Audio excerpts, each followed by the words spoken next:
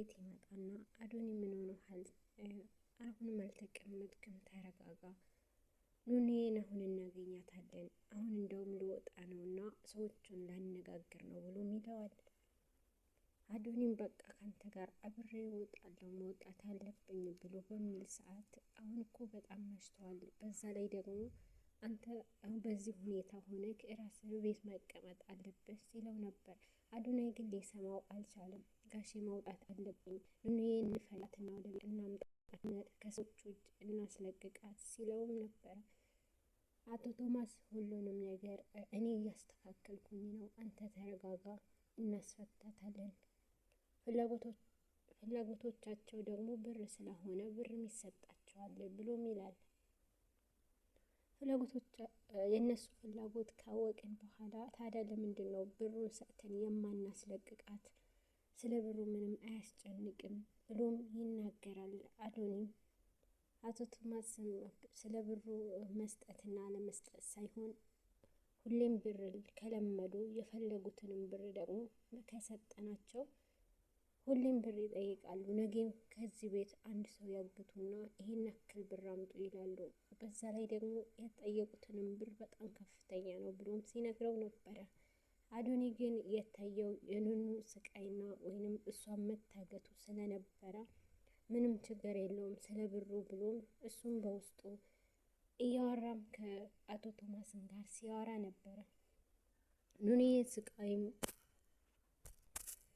እሺ ኑኒዬ ብቻ ትፈታ እንጂ ስለ ብሩ ምንም አያስጨንቀንም፣ ደግሞ በቃ ስለ ብሩ ነው አይደል እያለ በውስጡም እትዬን አናግራታለሁ እያለ ከአቶ ቶማስ ጋርም ቆሞ ከእሷ ጋር እንደሚወያይና እሷ ደግሞ በባለፈው ክፍል እንዳየነው ይህ ሁሉ ቤት ብቻህን ከምትኖርበት ብትሸጠውና አነስ ያለ ቤት ብትገዛ ብለውም ስለነበረ አጋጣሚ ይሄ ይመጣለታልና እሷን ማዋራት አለብኝ ይላል። አቶ ቶማስም በቃ እኔ መውጣት አለብኝ በዛ ላይ መሽቷል በሚለውም ሰዓት ላንተም እኮ መሽቷል ብሎ ቤትም ያስቀረዋል። ወይዘሮ ሄለንም ሁሉንም ነገር እያደረገች እየተገኘች እያወራች ስልክ ስትነካካም ነበረ። ደም ይነስራታል። ኑኒም በታገተችበትም ቦታ ሆና ከነቃች ስትነቃም ራሷን ያገኘችው ጨለማ ክፍል ላይ ነበረ። በጨለማው ክፍል ስትደማም ነበርና በጣም ትደነግጣለች። የት ነው ያለሁኝ ብላም አራውጡኝ እያለች ፍራቻም እንዳለባትና ያለችበትም ሁኔታ መገመትም አልቻለችም። ግን ያገቷት ሰዎች ከጀርባ ሆነው ጨለማ ውስጥ ያስገብተዋትም ስለነበረ ስትጮህ አትጩሂ ባክሽ ድምፅሽን ቀንሺ ብለው ሲጮሁባት ነበረ። እሷ ግን ጩኸቷም አላቆመችም። በጣም ስለፈራች ጩኸቷም እያቀለጠችው ነበረ። ወደ ጎኗም ይመጣና ምን ትጮኸለች? ዝም በይ ብዬሻለሁ። እኔ ለአለቃ ብዬ እንጂ አለቃ አንድችም ነገር እንዳትነኳት ስላለኝ ነው እንጂ አሁን አሳይሽ ነበረ። አፍሽን አትክፈቺ፣ አትፈታተይኝ እያላት ነበረ። ጠባቂዋም እባክህን ለምን እዚህ እንዳለሁ ንገረኝ፣ እኔ ምን አደረግኩኝ ምን አጠፋውኝም ብላ ስትጮህ ነበረ። ግን እንዲሰማት አልቻሉም።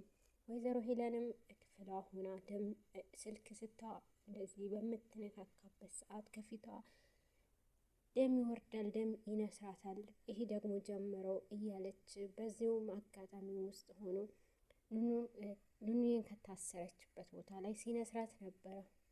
ሁለቱም ልክ በተመሳሳይ ሰዓት ደም ይነስራቸዋል። ንስራቸው ይነሳል። ኑኒ ስትደማ እናቷም ያው የማታውቀውን ወይዘሮ ሄለንም ትደማለች ማለት ነው። አዶኒ በዚህ ሰዓት በጣም ጭንቀት ውስጥ ይገኛል። መሰረትም ከህመሟም ውስጥ ሆና ነገር ግን ሁሉም ነገር ልታበላሸው ደርሳለች። ግን ኤዱ ደግሞ የእሷ ጠበቃ ቁጭ ብላ ነገሩን እንዳታበላሸው ከኋላ ትከተላታለች።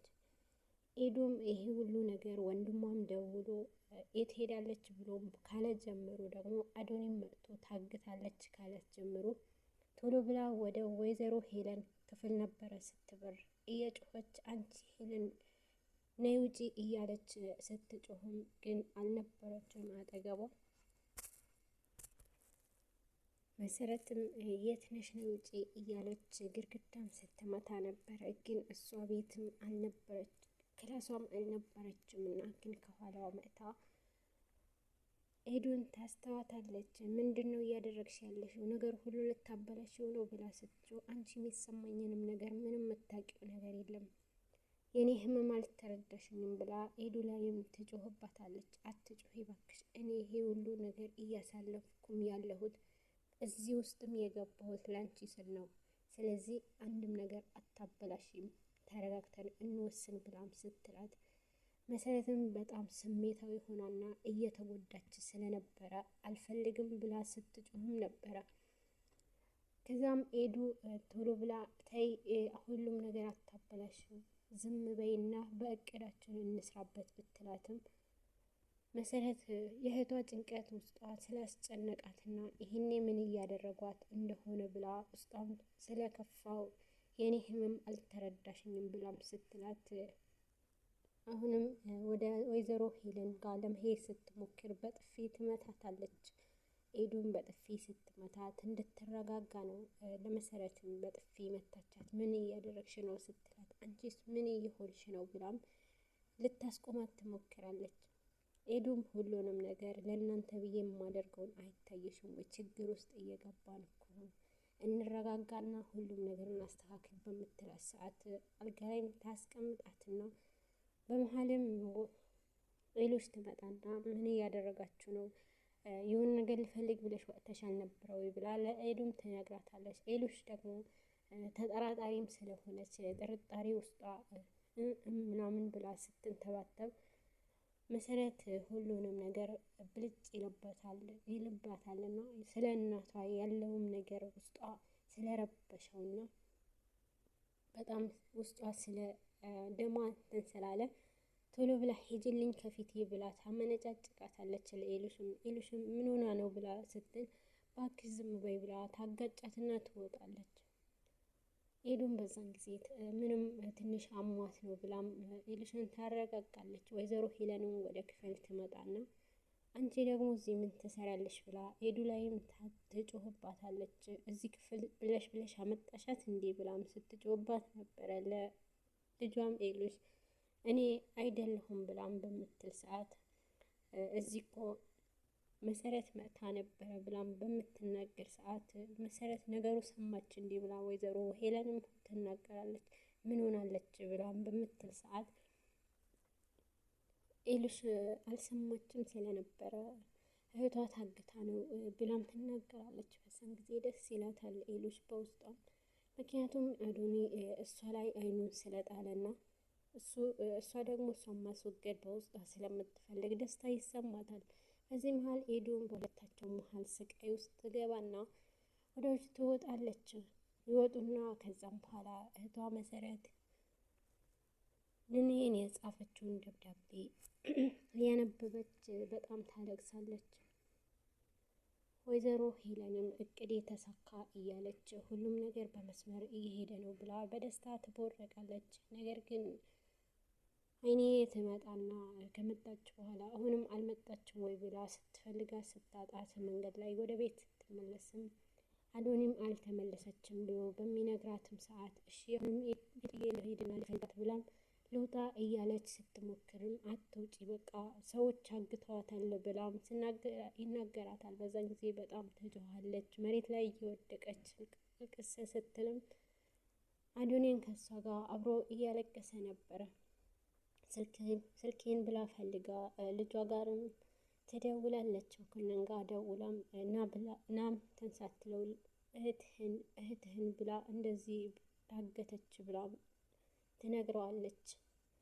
ደፈሩኝ እኔን ደፈሩኝ እያለ ወንድሟም ስልኩን ጆሮዋ ላይ ይዘጋል አይንዬ ላይ። ወይዘሮ ሄለንም ወደ ሰዎቹ ደውላ ያለውም ሁኔታ ታጣራለች። እነሱም በስነ ስርዓቱ ሄደ ነው ብለው ይነግሯታል። በመጨረሻም ግን አዶኒም ያለውንም ሁሉም ነገር ከወይዘሮ ሄለን ጋር ማውራት እንዳለበት ያምናልና ኤሉሽም ደስታዋን በፊቷ ላይ ያስታውቃል። እኔ የታገተች ሲባል ከማንም በላይ ደስተኛ የሆነችው ኤሉሽ ናት። ለምን ቢባል አዶኒ እሷ ግን ባታምንም ከሱ ጋር ማንም ሴት እንድትሆን ስለማትፈልግ ሌሎች ያስወገደች ስለመሰላት ሁሉም ነገር ደስታ ይሰማታል። እህቷ መሰረትም ኑንዬ ስለታገተች ስቃዋን እየበላች ትገኛለች። ግን ጓደኛዋ ኤዱ ደግሞ አንድን ቀን ተለይታትም አታውቅም። ሁሉም ነገር እናልፈዋለን እያለች በእርጋታ እንድታልፍ ታደርጋታለች።